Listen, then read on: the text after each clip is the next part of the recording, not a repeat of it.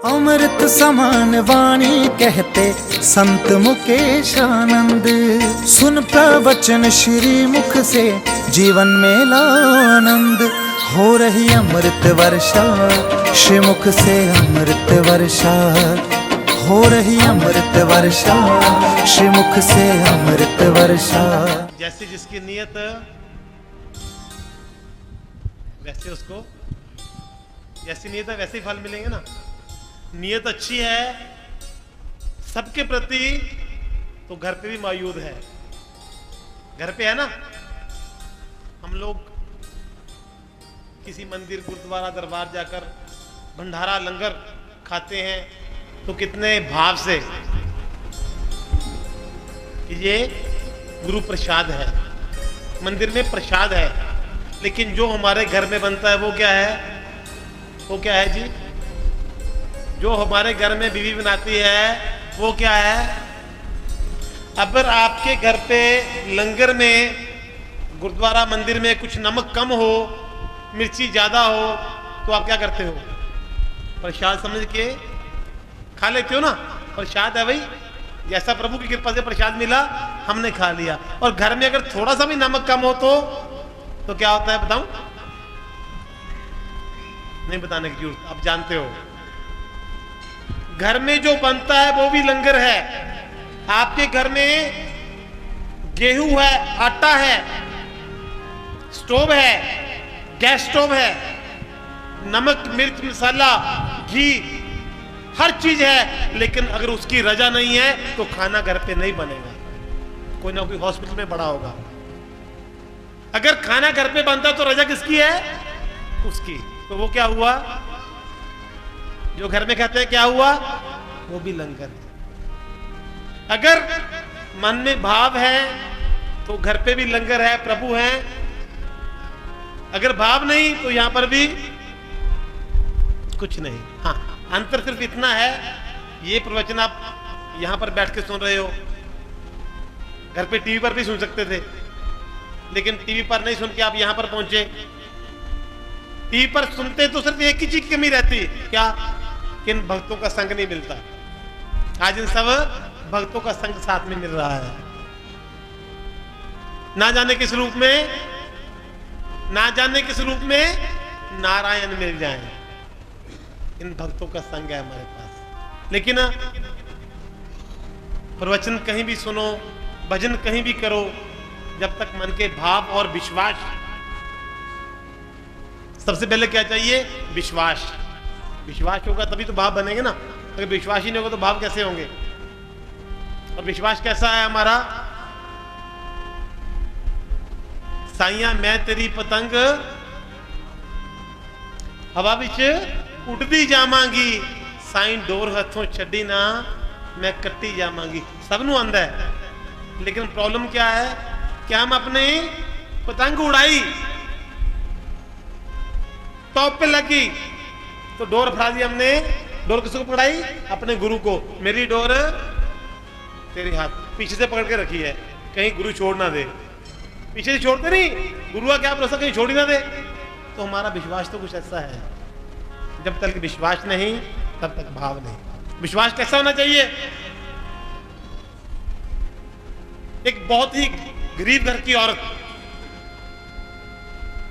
जिसके पति भी इस दुनिया में नहीं रहे, 3 बच्चे हैं छोटे छोटे, घर की हालत बहुत माड़ी है। गरीबी इतनी कि 3 दिन से घर में भोजन नहीं बना, लेकिन भगत किसकी है? कन्हैया की, प्रभु की। खाना नहीं बना, कोई बात नहीं, पानी पीना, खाली पानी पी के सोना, लेकिन पानी पीने से पहले भी उस पानी का प्रभु को प्रसाद लगाना कि प्रभु तेरा शुक्र है, पानी तो पी रही हूं, तेरा शुक्र है। किसी नास्तिक इंसान ने देखा कि ये भगवान को बहुत मानती है, भगवान पर बहुत विश्वास रखती है, आज इसका विश्वास तोड़ के देखते हैं।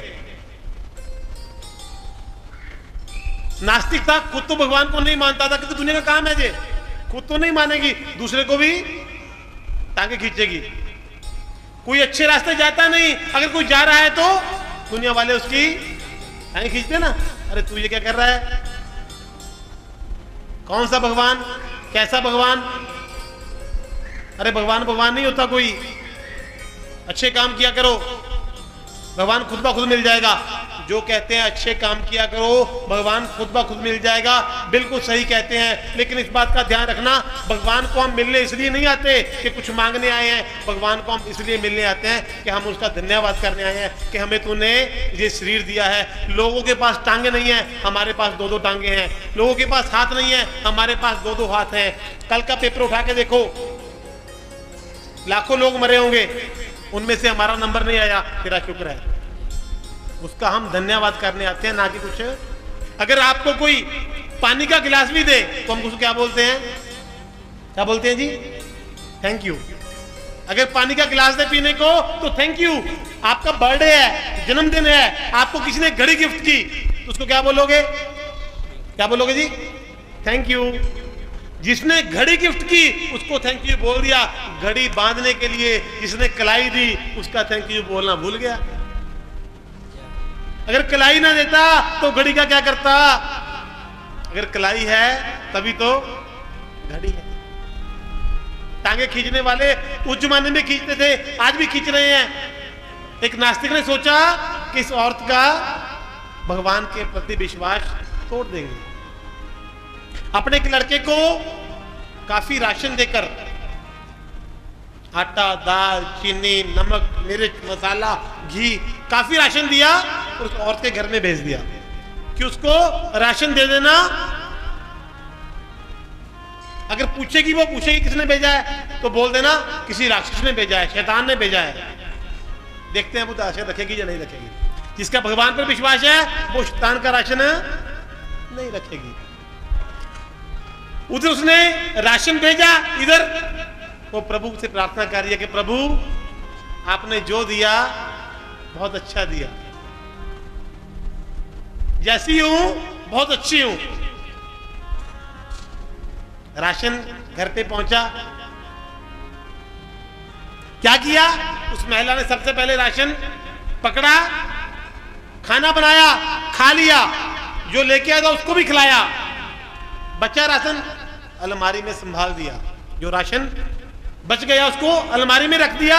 अब पूछा कि किसने भेजा है राशन।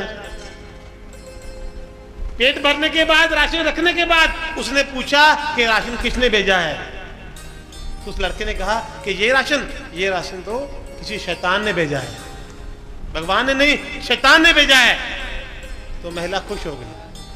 वो औरत खुश हुई कि मुझे यकीन था अगर मेरा भगवान शैतान को भी कहेगा कि तू राशन दे के आ, तो शैतान भी मेरे यहां राशन देने पहुंच जाएगा। मेरे भगवान ने शैतान को हुक्म दिया कि या उसके घर पे राशन पहुंचा क्या, इसीलिए तो शैतान राशन देके गया है, वरना किसी की औकात क्या मेरी चौखट पर पहुंच जाएगी। बिना उसकी रजा से कुछ नहीं होता। विश्वास हो तो प्रभु है, विश्वास ना हो तो कहीं कुछ भी नहीं है।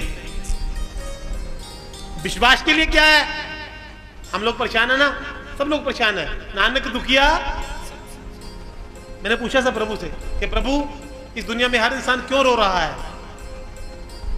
मैंने अपने प्रभु से पूछा कि प्रभु इस दुनिया में हर इंसान क्यों रो रहा है। प्रभु बोले हर इंसान अपने गुनाह छोड़कर दूसरे के धो रहा है, इसलिए रो रहा है। हर इंसान अपने गुनाह छोड़कर दूसरे के धो रहा है, इसीलिए रो रहा है। जब तुम्हारी कोई निंदा करता है तो तुम्हारे गुनाह धुल रहे हैं। और आज सबसे ज्यादा आनंद ही किसी की निंदा करने में, चुगली करने में आ रहा है लोगों को, है ना। आपकी तरफ सबसे ज्यादा आनंद किस काम में आता है, चुगली करने में। सास बहू की, बहू सास की, है ना। और जिसकी निंदा हो घबराना मत, खुश होना, कभी उल्टा जवाब मत देना उसको।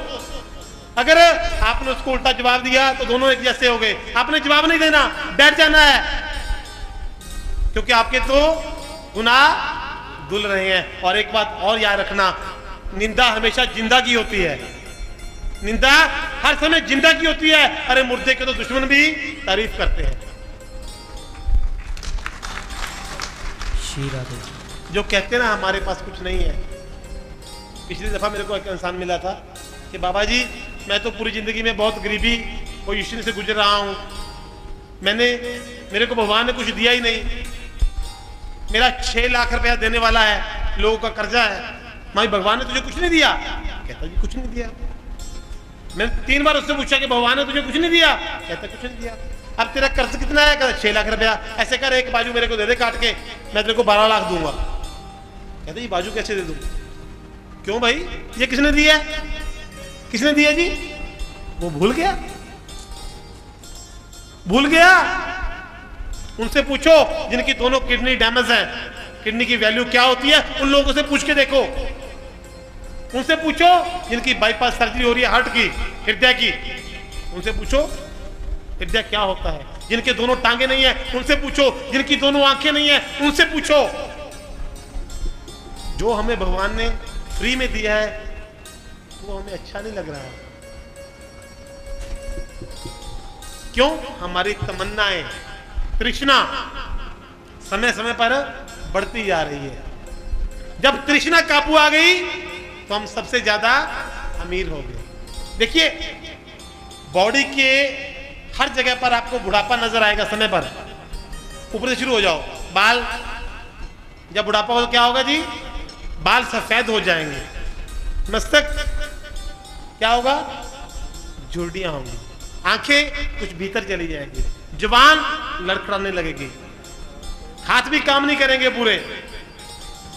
टांगे भी कुछ समय काम करेंगी, थोड़े बाद बैठ जा, बूढ़े हो चुके हो। हृदय, वो भी डॉक्टर बोल देता है भाई 2 नस ब्लॉक है, अब ध्यान से खाना पीना। दूसरे के पास गया, वो कहता है कोलेस्ट्रॉल बढ़ा हुआ है, अब शुगर भी, मीठा नहीं खाना, घी नहीं खाना। तो हर वस्तु पर, शरीर के हर अंग पर बुढ़ापा आ रहा है। एक ही चीज ऐसी है जिसपे बुढ़ापा नहीं आता, वो क्या है? मन तो बूढ़ा होता है। एक ऐसी कौन सी चीज है जो कभी बूढ़ी नहीं होती बल्कि और जवान होती जाती है? वो है इंसान की तृष्णा, इंसान की तमन्ना है। इंसान की तृष्णा जितनी उम्र जितनी भी हो गई हो, लेकिन उसकी तृष्णा कभी बूढ़ी नहीं होती। 4 लड़के हैं, 90 साल की आयु है, 90 साल की आयु, 4 लड़के। डॉक्टर ने बताया कि तुम्हारे पिताजी 10-5 मिनट के ही मेहमान हैं। चारों बेटे घर पे पहुंचे, लगा कि पिताजी कुछ कहना चाह रहे हैं, बोलना चाह रहे हैं, लेकिन बोला नहीं जा रहा। क्यों नहीं बोला जा रहा? आवाज नहीं निकल रही। तो बच्चों ने सोचा कि पिताजी कुछ कहना चाह रहे हैं, इनके मन में कोई बात रह ना जाए, इनकी आखिरी इच्छा हमें पूरी करनी चाहिए। डॉक्टर से कहा कि डॉक्टर साहब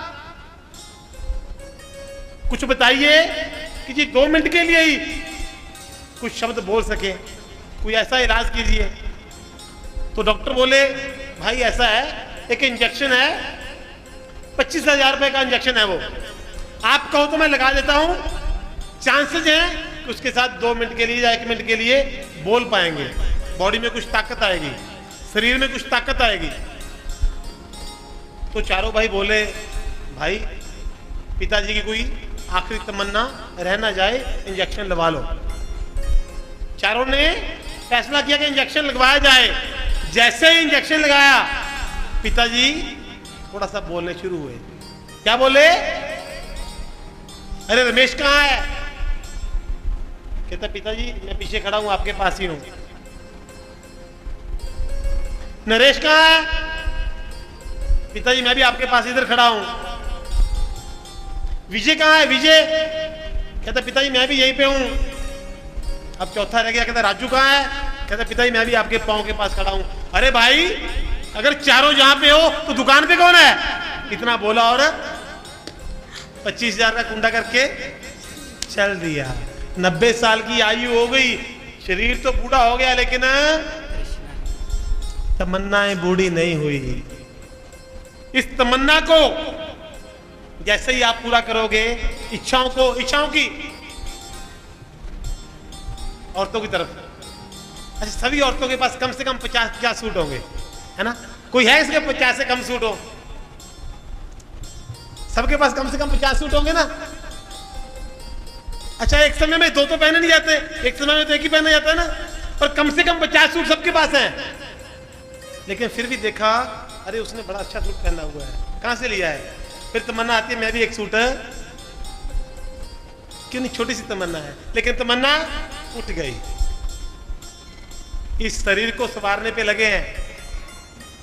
ये हमारे वर्मा जी जा रहे थे कुछ दिन पहले लेडी सूट की मार्केट में, अपनी वाइफ के साथ, अपनी पत्नी के साथ, दोनों ने हाथ में हाथ डाला हुआ था, बाजू में बाजू डाली हुई थी।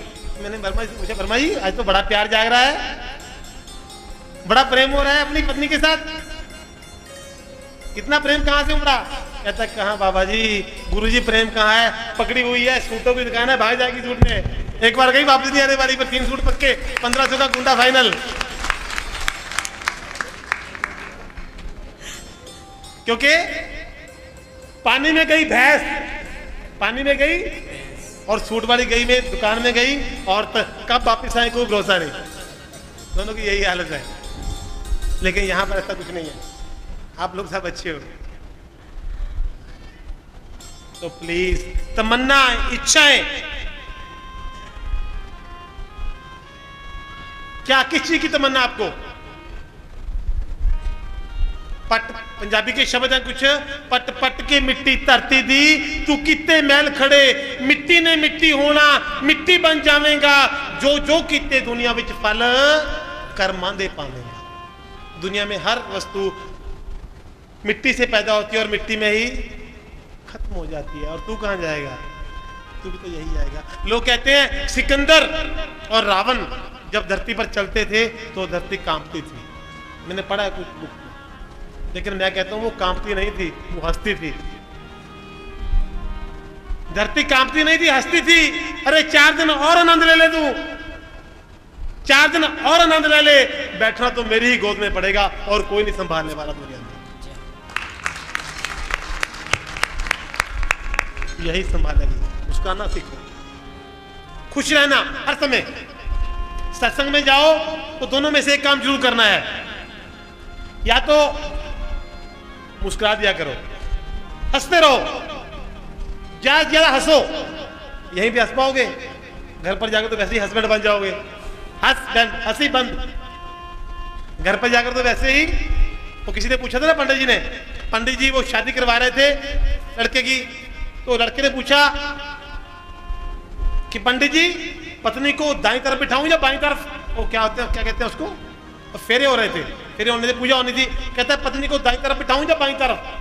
पंडित जी बोले जहां मर्जी बिठा ले, घर जाके तो सर पे ही बैठेगी, अब क्या फर्क पड़ने वाला है, घर जाके तो वैसे ही हस्बैंड बनोगे, यहां पर हंसते रहा करो, मुस्कुराते रहा करो। सत्संग में जाना, हंसना या रोना, दोनों में से एक काम जरूर करना। मैं आपको हंसाने की कोशिश कर रहा हूं। सत्संग में जाना या हंसना, हंसना मतलब सत्संग में जाके हंसी है, रोना होगा जब तो उसको याद करके, मेरे मोहन को, मेरे मालिक को, परमात्मा को याद करके हुए आंखों से अश्रु बहाना, वो भी सत्संग की हाजिरी है, लेकिन उसको याद करके। या तो मुख से निकले वाह, या दिल से निकले आह, तब सत्संग की हाजिरी कबूल हो गई। वरना यहां से जाए, बाहर क्या होने वाला जाके, अरे बाबा जी बोलते तो अच्छा है यार, लेकिन याद नहीं, क्या बोला था, नहीं कहते तो अच्छा है, बढ़िया बोलते हैं, आज तो हंसाया भी बहुत खूब, लेकिन याद नहीं क्या बोला था यार, अच्छा बोला था। ऐसा नहीं। दिन में कितने घंटे हैं? 24 घंटे। सोचिए, ये शरीर हमें किसने दिया? उस परमात्मा ने। भोजन करते हो किसने दिया? मेरे ठाकुर ने। ये वस्त्र पहने हुए किसने दिए? उस ठाकुर ने। मैंने आपको पहले बता दिया, खाना उसकी मर्जी से बनता है। तंदुरुस्त शरीर दिया उस ठाकुर ने, और हमारे पास समय किसके लिए नहीं है? उसी के लिए। 24 घंटे में 1 घंटे में 1 मिनट, ज्यादा नहीं मांगूंगा, 1 घंटे में 1 मिनट क्या करना है? उसके नाम का सिमरन। प्रार्थना नहीं करनी। प्रार्थना में क्या करना है? धन्यवाद, शुक्रिया। ये नहीं कि अपनी डिमांड की लिस्ट रख दो प्रभु के सामने 24 मिनट, वो भी टोटल की टोटल डिमांड शुरू। तुम्हें क्या चाहिए तुझसे ज्यादा वो बेहतर जानता है, तेरे से वो बेहतर जानता है। मुझे देना तो इतना देना कि मेरी वजह से किसी की आंख में आंसू ना आए, मेरी वजह से किसी की आंख में आंसू ना आए। इतना देना प्रभु कि मेरी जुबान हर समय मीठी हो।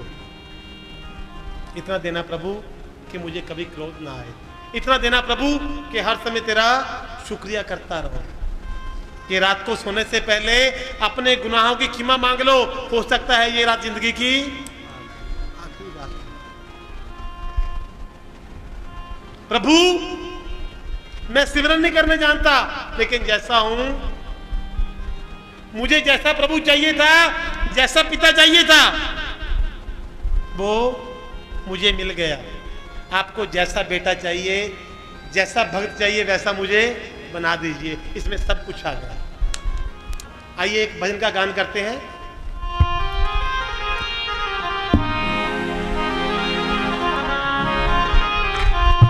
आपने अपना बनाया, मेहरबानी आपने अपना बनाया, मेहरबानी आपकी। आपने अपना बनाया, मेहरबानी आपकी। आपने अपना बनाया, मेहरबानी आपकी। हम तो इस काबिल नहीं थे, कदरदानी आपकी। आपने अपना बनाया, मेहरबानी आपकी। आपने अपना बनाया, मेहरबानी आपकी। श्री राधे। सभी मीठी मीठी ताली के साथ बहुत ही श्रद्धा भाव से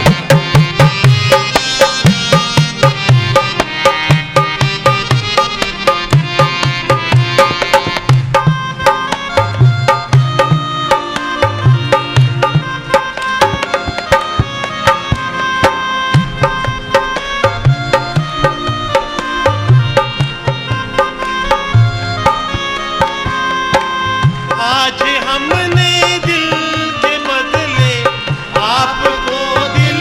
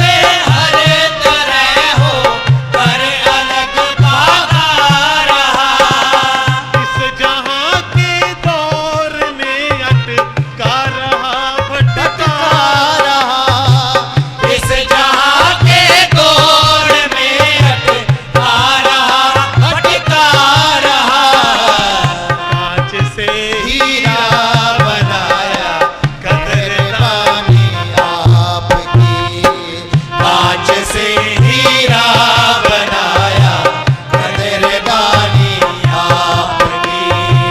हम तो इस काबिल नहीं थे कदरदानी आपकी, आपने अपना बनाया मेहरबानी आपकी,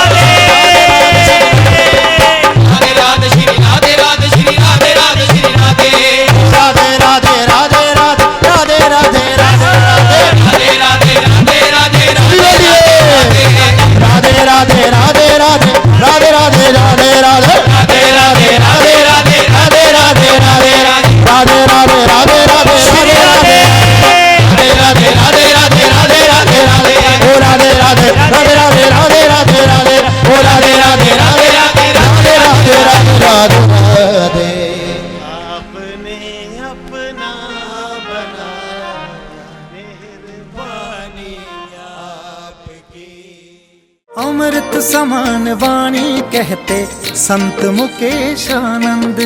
सुन प्रवचन श्री मुख से जीवन में ला आनंद। हो रही अमृत वर्षा श्रीमुख से अमृत वर्षा। हो रही अमृत वर्षा श्रीमुख से अमृत वर्षा।